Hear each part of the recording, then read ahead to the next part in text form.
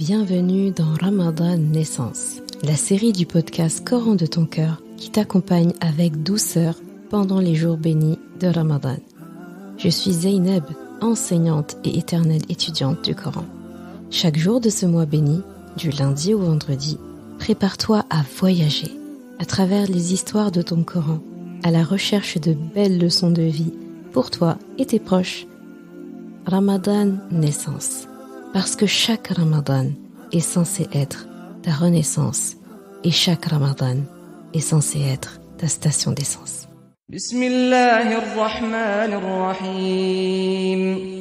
ونادى نوح ربه فقال رب إن ابني من أهلي وإن وعدك الحق وأنت أحكم الحاكمين قال يا نوح إنه ليس من أهلك إنه عمل غير صالح فلا تسألني ما ليس لك به علم إني أعظك أن تكون من الجاهلين قال رب إني أعوذ بك أن أسألك ما ليس لي به علم وإلا تغفر لي وترحمني أكن من الخاسرين. Et Nuh invoqua son Rabb et dit: Ô mon Rabb, certes mon fils est de ma famille, et ta promesse est vérité, et tu es le plus juste des juges. Il dit: Ô Nuh, il n'est pas de ta famille, car il est un acte infâme. Ne me demande pas ce dont tu n'as aucune connaissance. Je t'exhorte afin que tu ne sois pas du nombre des ignorants. Alors Nuh dit: Rabbi, mon Rabb, je cherche ta protection contre toute demande de ce dont je n'ai aucune connaissance. Et si tu ne me pardonnes pas, si tu ne me fais pas preuve de rahma, je serai certes du nombre des perdants. Surat Hud, ayat 45 à 47. L'histoire d'aujourd'hui, c'est celle du prophète Nuh alayhi salam, avec son fils, avec son peuple, avec ce sauvetage dans son arche. Cette scène arrive juste après que Nuh alayhi salam assiste à la noyade de son fils, qu'il a pourtant appelé à le rejoindre dans l'arche, et qui s'est entêté en disant non, je vais grimper sur la montagne là-bas. Et bien sûr, tous ceux qui n'étaient pas dans l'arche ont été noyés dans le déluge. Et Nuh alayhi salam qui se rappelle ce qu'Allah subhanahu wa ta'ala lui a dit juste avant, en lui disant de monter dans l'arche, de prendre un couple de chaque espèce, donc animal, et les croyants avec lui, excepté sa femme. Donc les croyants, sa famille, excepté sa femme. Donc Nuh alayhi salam a bien compris que sa femme ne ferait pas partie de l'équipage. Mais il n'a pas intégré que son fils n'en ferait pas partie. Donc, avec grande politesse, il ne reproche pas à Allah, il n'ose pas dire « Mais Allah, tu m'avais pourtant dit que mon fils... tu m'as dit que ma famille allait être sauvée. Mon fils, il fait partie de ma famille, pourquoi est-ce qu'il s'est noyé ?» Non, regarde la politesse avec laquelle il parle à Allah, avec beaucoup d'humilité en disant « Mon Rabb, mon fils, est fait partie de ma famille, et ta promesse est vérité. » Donc il rappelle poliment à Allah subhanahu wa ta'ala sa promesse, à savoir que sa famille serait sauvée. Et il dit « wa anta ahkamul hakimin » et tu es le plus juste des juges. C'est toi qui sais après tout. C'est toi qui, ici, le hukm, la sagesse qui est employée, c'est vraiment la capacité à prendre des bonnes décisions. Donc il est en train de dire à Allah subhanahu wa ta'ala, tu es celui qui prend les meilleures décisions parmi ceux qui prennent des décisions. Je te fais confiance en gros. Mais j'aimerais bien comprendre pourquoi est-ce que mon fils n'est pas sauvé. On peut encore le sauver. Donc là, Nuh alayhi salam a typiquement la réaction d'un parent. On sait avec l'histoire, ce que nous raconte le Coran et les hadiths, que le fils de Nuh alayhi salam, celui-là spécifiquement, n'a jamais cru en le message de son père. Son père a prêché pendant des années et des années. Nuh alayhi salam a prêché et a appelé son peuple à la croyance en Allah, à l'islam pendant 950 ans. C'est énorme. Donc, la tranche en tout cas où son fils a vécu du vivant de son père, eh bien il n'a pas cru. Il fait partie de ceux qui se moquaient de la construction de l'arche. Il habitait la maison de ce prophète et pourtant il ne croyait pas.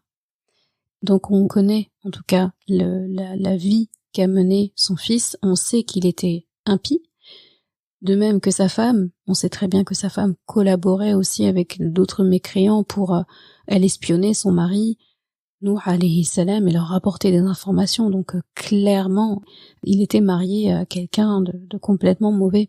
Donc pour sa femme il était prévenu, vu qu'elle a choisi son camp très vite, et elle s'est camponnée à ça. Mais pour son fils, Nuh alayhi salam sait qui est son fils, il sait comment s'est comporté son fils. Mais Allah ici met en lumière la manière dont un parent restera toujours un parent. Que un parent, même si son enfant est le plus mauvais de la terre, il peut lui en vouloir, il peut être énervé contre son fils ou sa fille. Si cette personne, par exemple, court un grave danger ou il y a un accident qui est en phase d'arriver, ou bien il risque de lui arriver quelque chose, je sais pas, une grosse pierre qui va lui tomber sur la tête, eh bien, croyez-moi que le parent va tout de suite sauter vers son enfant pour le sauver, quitte à prendre le mal sur lui directement. Parce qu'un enfant reste un enfant. Et Nuh alayhi salam a eu naturellement cette réaction.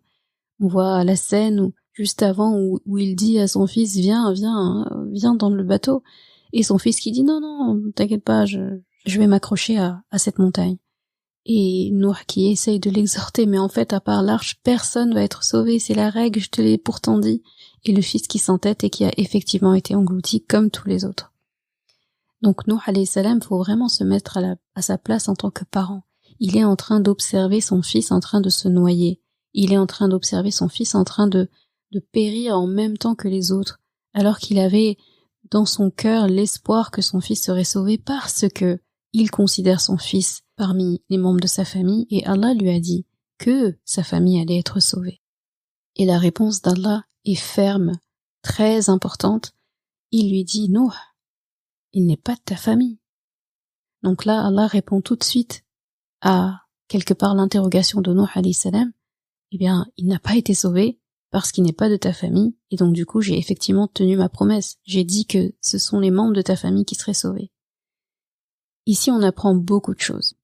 Au-delà, en fait, de se caler sur l'aspect parent de Nuh alayhi salam, parce qu'on pourrait se dire, mais qu'est-ce que je peux bien en tirer? Ça veut dire que si mon enfant décide de pas croire en Allah, ou bien s'égare un peu, je dois lui tourner le dos.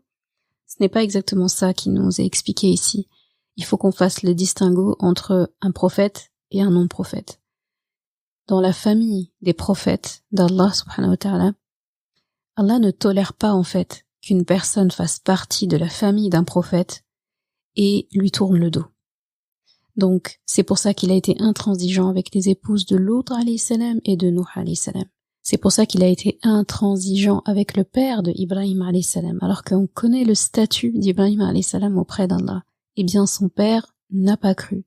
Il fabriquait lui-même des idoles, c'est lui qui fournissait les idoles au palais, et il a répété à plusieurs reprises à Ibrahim alayhi salam au point de le menacer. Si tu continues à parler ainsi, il le menaçait de l'expulser, il le menaçait de lui infliger un gros châtiment. Et malgré tout, Ibrahim alayhi salam continuait de faire des doigts en demandant à Allah, pardonne à mon père, waghfir li abi innahu kana min ad-dallin, et pardonne à mon père, il a été certes parmi les égarés. Et il y a un passage du Coran où Allah dit expressément à Ibrahim alayhi salam, ne demande plus pardon pour ton père. En gros, je ne lui pardonnerai pas.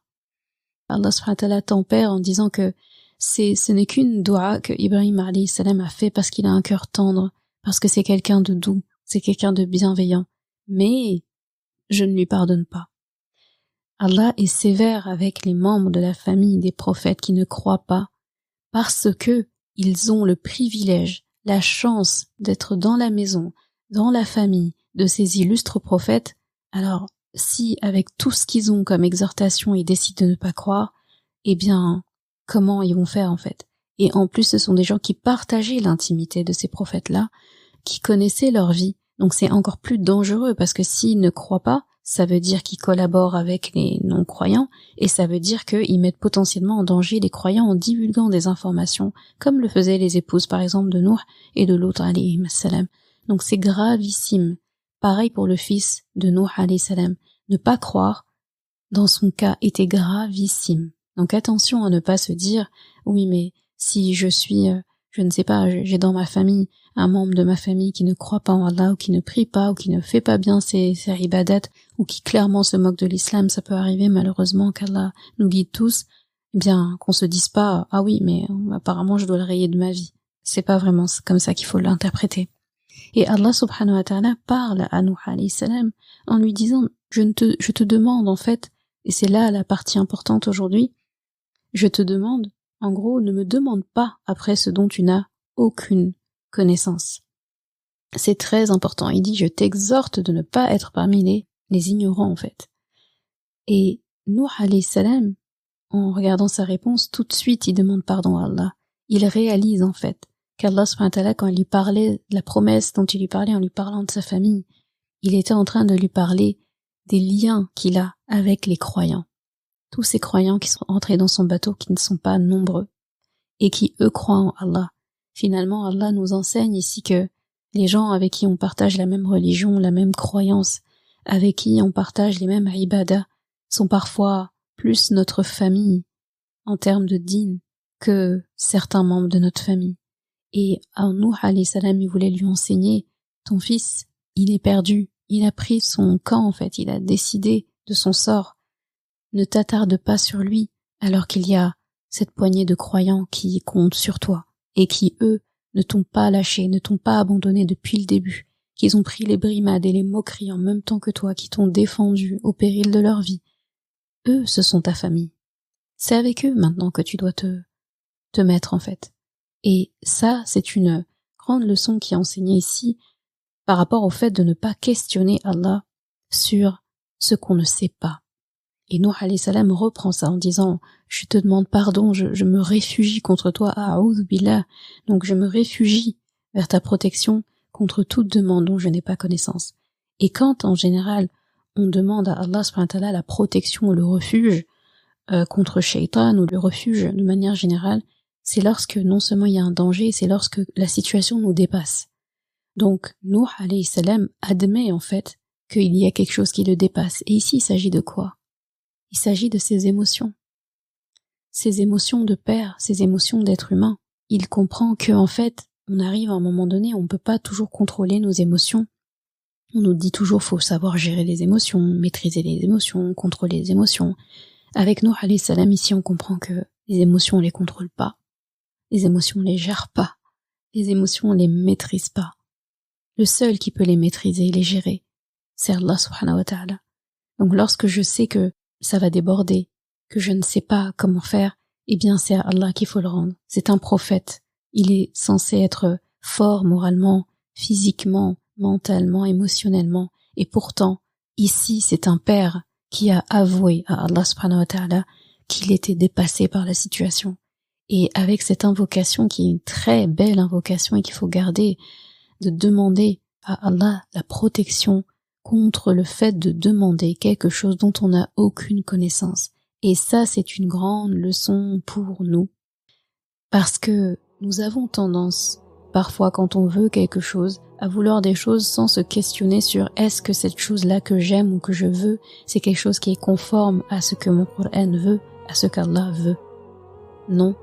Et quand on commence d'abord par ce qu'on veut, par ce qu'on aime, par ce qu'on recherche, par ce qu'on apprécie, et après on essaye de voir comment l'agencer par rapport à notre religion et nos obligations. Et c'est pas anodin, c'est pas rare en fait d'entendre oui mais j'y peux rien, je peux pas contrôler mon cœur. Si j'aime telle chose ou j'aime telle personne, j'y peux rien. Effectivement, il y a des situations où nous on n'y peut rien, c'est un fait. Mais il y a quelqu'un qui peut quelque chose. C'est Allah subhanahu wa ta'ala. De cette invocation, elle est parfaite pour donner à Allah subhanahu wa ta'ala les pleins pouvoirs sur nos émotions. Il les a de toute façon. Mais en formulant cette invocation, on demande à Allah subhanahu wa ta'ala de faire de sorte que nous voulions, nous aimions, nous demandons que ce qui est conforme à ce que lui aime. Donc, mes émotions parfois me dépassent. Ya Allah fait que je souhaite, je demande, j'aime et j'ai besoin de choses qui te satisfont. Parce que toi seul sais en fait finalement ce dont j'ai réellement besoin. Ça c'est très important. Et tu verras que ça change complètement la donne en fait. On passe d'une situation où on se laisse consumer par nos émotions et ensuite on demande à Allah subhanahu wa ta'ala de nous aider, finalement on répare les dégâts, à une situation où on demande à Allah subhanahu wa ta'ala dès le départ de contrôler ces émotions-là. Par exemple, lorsqu'on aime quelque chose profondément, ou on va aimer quelqu'un profondément, et ce sont des choses pas bonnes, ou bien c'est un amour impossible. Eh bien, plutôt que de laisser libre cours à cet amour-là, et d'ensuite demander à Allah subhanahu wa ta'ala de nous faire oublier la personne, de nous faire oublier la chose, ou bien de nous pardonner les manquements qu'on a eus du fait que comme on a eu tous ces sentiments et tous ces besoins et tous ces désirs-là, eh bien, forcément, on a eu soit une mauvaise pensée, soit un mauvais geste, en tout cas, on a forcément dépassé les limites à un moment donné. Eh bien, plutôt que d'arriver à là, je demande à Allah subhanahu wa ta'ala dès le départ de me faire aimer ce qui est en conformité avec ce que lui aime, de me faire détester ce qui est en conformité avec ce qu'il déteste. Et ça, c'est très fort. Ça peut te sembler difficile à envisager et abstrait. Et pourtant, ça marche énormément. Mais encore, fallait-il le demander à Allah subhanahu wa ta'ala. Et Nuh alayhi salam finit par une invocation qui normalement doit te rappeler des souvenirs. Et si tu ne me pardonnes pas et ne me fais pas miséricorde, donc ne fais pas preuve de rahma envers moi, bien je serai certes du nombre des perdants. C'est exactement mot pour mot ce que papa Adam alayhi salam et maman Hawa ont prononcé lorsque ils sont descendus du paradis. C'est une invocation, c'est une formulation qu'ils ont fait à Allah subhanahu wa ta'ala en descendant sur terre, en disant à Allah subhanahu wa ta'ala, en fait on a que toi, si jamais tu n'es pas satisfait de nous et si tu es fâché contre nous, en fait on sera les plus grands perdants. Donc finalement la plus grande difficulté qu'a éprouvé papa Adam en descendant du paradis, ça n'a pas été vraiment de quitter le paradis, mais ça a été la peur, la crainte qu'Allah subhanahu wa ta'ala lui en veuille et la peur qu'Allah subhanahu wa ta'ala lui tourne le dos. Ça aurait été la plus grande perte pour lui. Et Allah subhanahu wa ta'ala, bien sûr, lui a pardonné, il lui a donné toutes les ressources pour vivre ici et jusqu'à ce que nous arrivions sur terre. Et je trouve ça très beau que Nuh alayhi salam réactive cette invocation de son ancêtre, papa Adam alayhi salam, comme pour dire qu'une invocation, en fait, prononcée comme ça par notre ancêtre, elle doit être réactivée, en fait, elle doit être réutilisée. Et c'est pareil pour nous. Nuh alayhi salam l'a réutilisée, et bien, nous aussi, nous devons le faire. C'est un prophète qui a une gestion des émotions, une gestion et une maîtrise morale que nous n'avons pas. Et lui a dû avoir recours à cette invocation. Que dire de nous qui évoluons dans des ères où c'est extrêmement compliqué de faire face au déferlement des émotions, aux besoins, aux désirs. On est dans un monde où tout va très vite, où on souhaite et on a des besoins en fait qu'on comprend même pas des fois. Il suffit de regarder quelqu'un qui a partagé je ne sais quoi dans un réseau social et là tout de suite on a envie de cette chose. Donc il suffit de regarder à droite et voir quelqu'un qui possède quelque chose auquel j'avais pas pensé pour commencer aussi pareil à avoir des émotions qui naissent, un besoin ou autre. La colère est facile aujourd'hui, la tristesse est facile aujourd'hui. Énormément d'émotions en fait arrivent sans qu'on les contrôle et une fois qu'ils sont là, on nous dit il faut gérer les émotions. Et parfois on nous dit non, faut pas essayer de gérer tes émotions, faut embrasser tes émotions, il faut les accueillir. Mais ça n'en est pas plus facile. Finalement ce qu'on fait dans notre vie c'est de les subir nos émotions très souvent. Soit on essaie de les combattre et ça va se retourner contre nous, soit on les accueille et c'est un mauvais moment à passer et souvent parce que faut laisser la tempête passer. Eh bien là il y a un joker. Il y a quelque chose qui nous permet d'anticiper. C'est de prendre toutes ces émotions là avant qu'elles arrivent, les confier à Allah et dire ya Allah, avant que la tempête elle arrive, tu gères. Donc ça, c'est la grande sagesse qui nous est enseignée à travers cette histoire de Nuh alayhi salam. Et j'espère que ce sera une leçon que tu emporteras avec toi ta vie durant, Inch'Allah.